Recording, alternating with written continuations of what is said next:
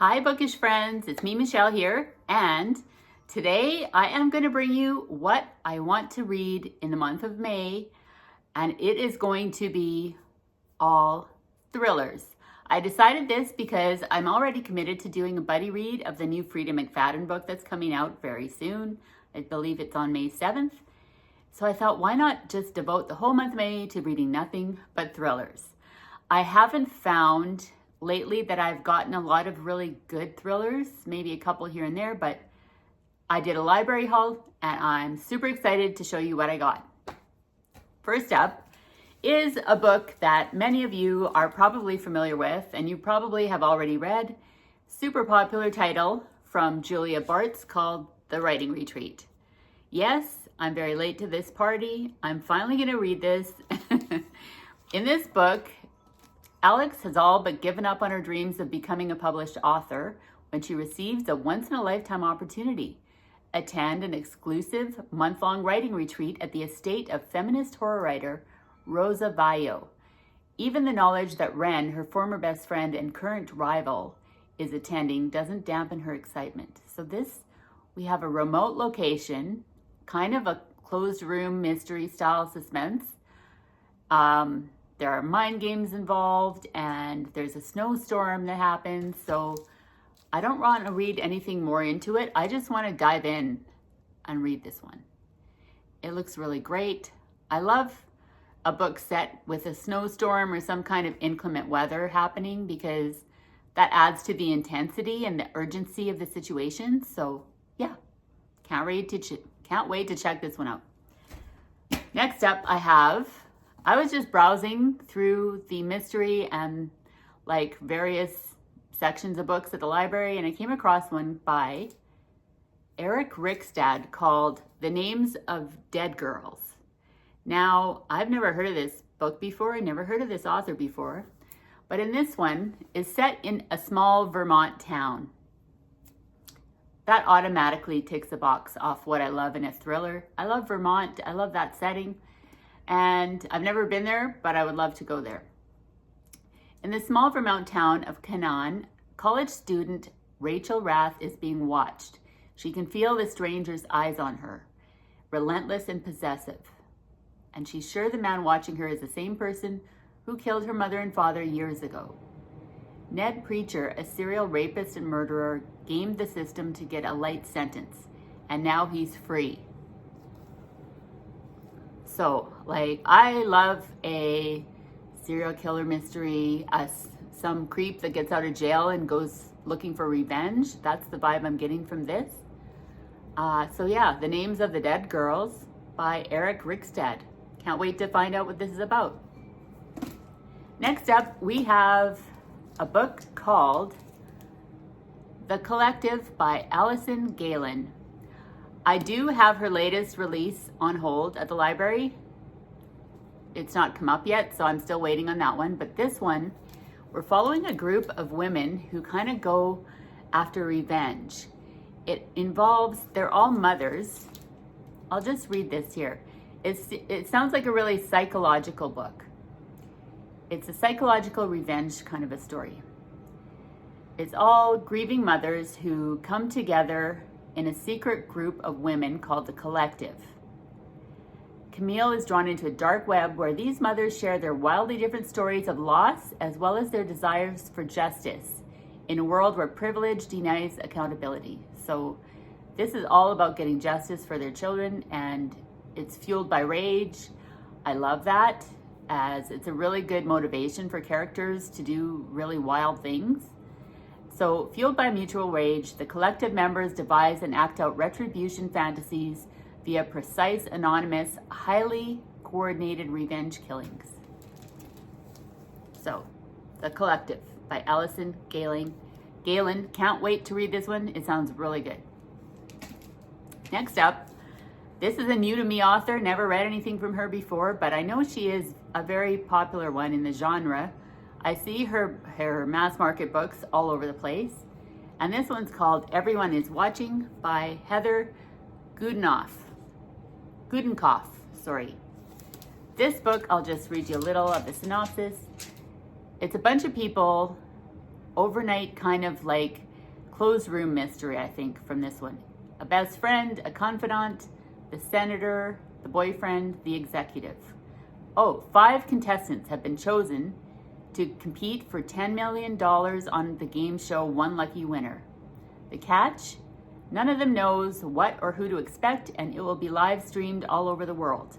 Completely secluded in an estate in Northern California, with strict instructions not to leave the property and zero contact with the outside world, the competitors start to feel a little too isolated. So this is already giving me vibes of the last one by Will Dean. I love the premise of this. I love that there's no privacy and they're being kind of held captive, even though they volunteered to sign up for this game show, this $10 million prize opportunity. So yeah, who wouldn't want to win $10 million? Everyone is watching. Sounds really intriguing to me. Next up, I have one that I just randomly found called A Ghost of Caribou by Alison Henderson. Let me just read you the blurb here. When a remote camera on a large, rugged expanse held by the Land Trust for Wildlife Conservation in Washington State picks up a blurry image of what could be a mountain caribou, the organization contacts Alex to investigate. After all, mountain caribou went extinct years ago in the lower 48, and if one has wandered down from Canada, it's monumental. But when Alex arrives on the scene in the Selkirk Mountains, she quickly discovers that finding an elusive caribou on a massive piece of land isn't her only challenge. The nearby townspeople are agitated. Loggers and activists clash over a swath of old-growth forest marked for clearcutting. The murdered body of a forest ranger is found strung up in the town's park, and Alex learns of a backcountry hiker who went missing in the same area a year before. So this one sounds like it's got multiple angles going on. It's a book set in a mountain range, which I absolutely love. There's a wilderness aspect. We've got a missing hiker, we have a murder, and we have a clash between 2 groups of people, and then the detective at the heart of this, or the conservation officer, whatever she is, Alex, trying to figure out this mystery and solve the crimes that are happening. So, A Ghost of Caribou sounds like a really, really intriguing story. I love it when a thriller has multiple things going on and you don't know where to look or who's suspicious. So I really love that mounting kind of suspense that builds with a story like this. I hope it's as good as it sounds. Next up, I have one that I did see somebody talk about on BookTube, I think. It's called What Happened That Night by Deanna Cameron. Now, in this one, I just figured out this is the first of a series, so I'll read this one and see what happens, but it's a murder story. 4 months after a murder of this young man, the entire town of Shiloh is still in shock. For Clara, the normal world has crumbled around her in a million chaotic pieces. Now she lives in a new reality where her sister awaits trial for the murder, her mother obsessively digs in a dead frozen garden, and her father lives and breathes denial. At school, Clara is haunted by her classmates' morbid curiosity and all the unspoken questions they won't ask.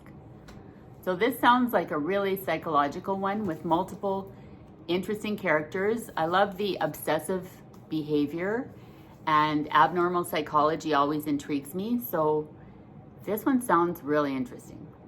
What Happened That Night by Deanna Cameron. We'll see.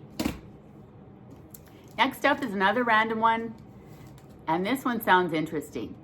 It's not quite as much of a so-called thriller as it is a psychological suspense book, I believe.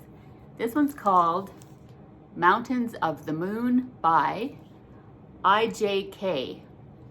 Never heard of this person before, have no idea what this is about, but I read a little blurb and it sounds interesting. Following a 10-year stint in a London prison, Louise Adler has a new name and not much else. An empty, cold room, a series of dead-end jobs, a handful of aliases, and a past full of secrets. Unsettling, hallucinatory, and without precedent, this widely praised debut novel is the twisting and unforgettable tale of a young woman haunted by her shattered past, who travels to the ends of the earth to make something beautiful of her life. So this, if you've been watching my videos, you probably already know that I love a first-person narrator who's kind of unreliable. And this woman, like it said, has just got out of prison. She's had multiple identities and multiple fake names and such. So I'm really curious to find out what she did, how she evaded the law, how she got arrested, what happened to her, and now how she's going to rebuild her life after she's gotten out of prison. Is she guilty? Is she innocent? I guess I'll find out. So, Mountains of the Moon by IJK. Sounds interesting. Now this brings me to a book that I'm a little bit into. I have read a couple chapters, and this one was also a BookTuber recommended novel called What Lies in the Woods by Kate Alice Marshall. I believe this may have been, I may have seen this on Becky's channel, My Bestie Book Reviews with Becky. Check out her channel if you haven't. She always has a ton of thrillers. If you're into that genre, she's a great resource. So this book, we are following the mystery in present day, but something that happened years and years ago. These three little girls were playing in the woods, and this serial killer comes around and tries to kill one of them. The others is to escape, but they're traumatized, and this other girl escapes barely. She barely lived, like she was in the hospital, and she's scarred for life. She's got a horrible disfigurement and stuff, and never mind the psychological effects of all this. But there is a deeper mystery. The book opens when the girls are adults, and they find out that the serial killer who traumatized them as children died in jail. So he's no longer a threat to them. But these three girls have a secret themselves of what really happened in the woods that day. So we start off with one of the characters, one of the girls, the one that got scarred and disfigured. She travels back to her hometown where all these events took place to reunite with her two other friends that were there and figure out what they're going to do now that the so-called perpetrator has died in jail. I'm really enjoying this so far. It's very fast-paced, as a thriller should be. And yeah, you really get invested in the characters right off the bat. So I'm really enjoying this one so far. Hopefully it continues to be a great month for thrillers. Yeah, I'm also looking forward to the new release by Frida McFadden, which I am reading as a buddy read. So stay tuned for that as well. That's also coming in May. I know this is a tall order. I'm busier this month than I have been because I'm back working full time, and so my calendar is pretty full, but I'm hoping still to be able to get through these. Wish me luck.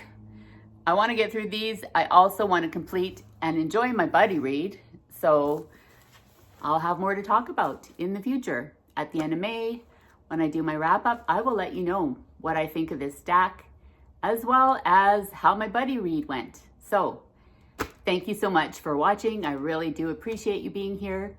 What are you reading? Have you read any great thrillers lately? If so, leave me a comment in the comments. I'd love to hear what you've been up to and what your favorite thrillers are.